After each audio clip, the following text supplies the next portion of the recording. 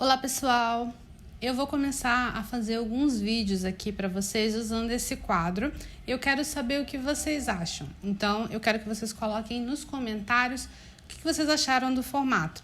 Mas vamos começar. Nesse vídeo aqui eu quero falar sobre uma coisa que vocês pedem muito para mim, que são os radicais dos kanjis. Eu nunca fiz conteúdo falando especificamente de radicais e agora eu quero começar a fazer. O primeiro que nós vamos ver vai ser esse aqui, o ninben, ninben. Ninben é o radical de pessoa, ele vem do kanji de pessoa. O kanji de pessoa vai se modificar um pouquinho e vai ficar desse jeito aqui, meio de ladinho, né?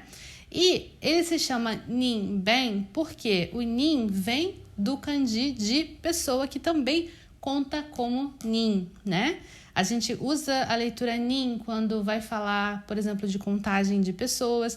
A gente usa na palavra ningen, que é ser humano também, e por aí vai, né? É uma das leituras desse kanji que não tem exatamente poucas leituras, não. Mas quando você vai usar para falar do radical, e mais especificamente do radical de pessoa de ladinho, a gente vai chamar de ninben, justamente porque nós temos, olha, isso aqui que é o tipo de radical que a gente tem. Os radicais, a gente tem eles em partes diferentes do kanji. Então, a gente também divide os radicais em grupos dependendo de que canto do kanji o radical tá. Então, os radicais que ficam no cantinho, assim, eles são chamados de ren, né? Então, por isso é ninben. É como se você tivesse colocado uma sonorizaçãozinha aqui nesse re e ele vira b. Em vez de nin-ren, nin-pen, né? E eu trouxe para vocês aqui alguns exemplos desse ninben. E esses exemplos, eu trouxe assim também palavras com esses exemplos. Vamos ver aqui. Nós temos aqui o kanji de yasumu. Yasumu significa descansar. E o interessante dele é que a gente tem o radical de pessoa, o ninben, aqui no cantinho, e a gente tem uma árvore, né? Então, é como se fosse uma pessoa descansando na árvore. Porque yasumu ou yasumi, dependendo do que você quer falar, significa descansar, descansar. Eu coloquei a leitura do kanji aqui, como se lê o kanji, nesse caso, nessa palavra, em branco, e a parte que vocês estão vendo, laranja, eu coloquei isso aqui em laranja porque é a parte da palavra que não vai estar dentro do kanji, vai ser o que a gente chama de okurigana. Okurigana é a parte da palavra que fica para fora do kanji, escrita em hiragana. Esse mu aqui, de asumu, vai ser isso, exatamente isso. E eu trouxe também o hotoke. Hotoke significa Buda. Buda. E essa palavra a gente tem o radical de pessoa e a gente também tem esse outro pedaço que fica ao lado, que tem ideia de eu mesma. Então, é como se fosse a pessoa que sou eu. Eu acredito que isso tem muito a ver com a questão da filosofia do budismo. Os kanjis, muitas vezes, eles perdem um pouco, digamos assim, historicamente, o significado que eles tinham naquela época que eles foram inventados, milhares de anos atrás.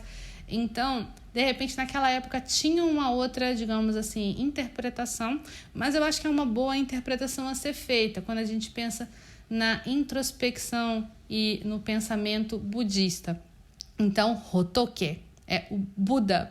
E aí nós temos aqui depois a palavra tsukau, que eu coloquei para esse kanji aqui. Novamente, essa leitura aqui, ela vai ser usada dentro do kanji, e esse aqui que está em laranja fica para fora. Ou seja, aqui no Hotoke é tudo branco, porque esse kanji, ele inteiro se lê Hotoke, né? Agora, esse aqui, para a gente ler tsukau, a gente vai ter que colocar um hiragana, né? E aí a gente tem tsukau. Esse aqui é a pessoa, e esse outro pedaço aqui, ele tem ideia de oficial, né? Por que isso? Porque quando a gente usa tsukau, na verdade tsukau, o verbo tsukau significa usar. Mas a gente usa essa palavra, a gente usa o tsukau com ideia também de usar os serviços de alguém, usar a força de alguém para fazer algo.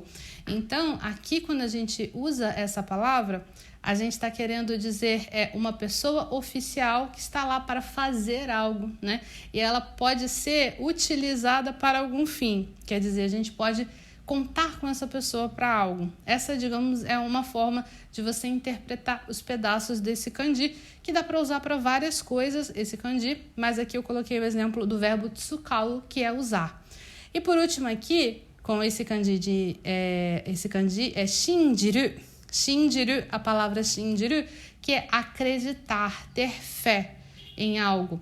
E shinjiru é o verbo, né? E aí a gente vai ter o jiru para fora do kanji, sendo que a leitura dele vai ser shin. E o que a gente tem nesse kanji, além do radical de pessoa? A gente tem esse pedaço aqui, que é o de falar. Muitas pessoas já devem conhecer esse kanji. Ele sozinho, esse pedaço aqui, ele é falar, dizer. Então, quando a gente tem esse kanji, junto com o de pessoa, a gente pode ter a interpretação que uma pessoa fala e as outras acreditam, né? Então, ou então você acredita naquilo que você fala. Pode ser interpretado de várias formas e você pode usar a interpretação que mais facilita para você lembrar o significado desse kanji, tá? Bom, agora que nós passamos pelos kanjis especificamente e pelos significados, eu quero aproveitar para apresentar outras palavras com esses kanjis e ainda com outros kanjis, né? Mais kanjis formando outras palavras. Vamos de trás para frente. A gente viu aqui o acreditar, né? Shinjiru, e eu trouxe para vocês a palavra jishin.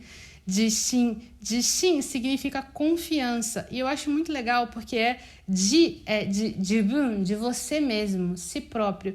Então, acreditar em si é ter confiança. Olha que legal. E a leitura é jishin. Agora aqui nós temos tenshi. Tenshi é uma palavra que muitos de vocês devem conhecer, significa anjo.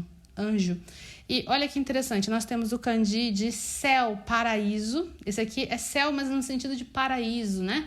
O lugar para onde todos querem ir depois dessa vida, né? É ten. E o shi é o de emissário, enviado.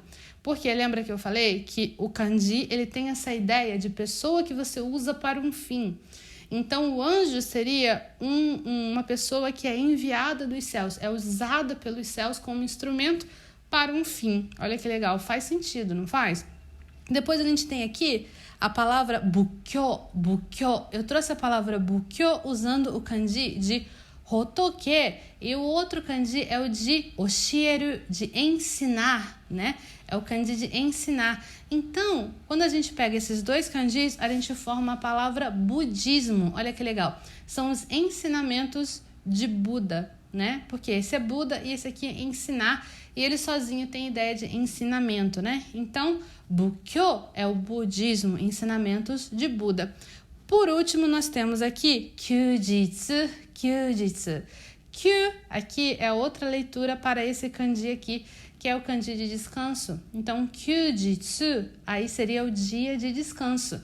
Nós temos o kanji de dia e descanso, formando descanso. Dia de descanso pode significar feriado, tá? É o feriado, kyujitsu. E esses são os kanjis e palavras que eu trouxe para vocês aqui com o radical ninben. Se você gostou desse vídeo, com esse quadro e esse esquema apresentando aqui o radical, os kanjis e as palavras com kanjis, coloca nos comentários, diz para mim, eu gostaria do radical tal ou do radical tal. Eu vou continuar fazendo esses vídeos se vocês me disserem que vocês querem continuar vendo. Então, é isso. Eu espero que vocês tenham curtido e eu vejo vocês no nosso próximo vídeo. Tchau, tchau!